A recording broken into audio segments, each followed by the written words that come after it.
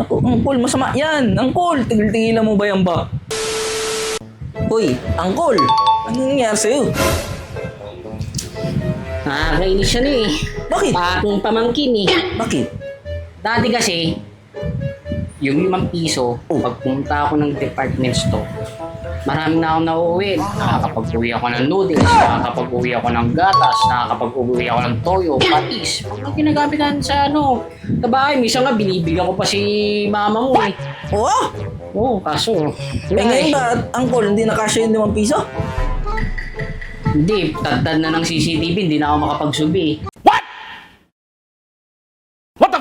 Walang hiya ka, Angkol. Hoy, Kalongkes. Naku, Angkol, masama yan. Angkol, tigil-tigilan mo ba yan ba? Oh my God!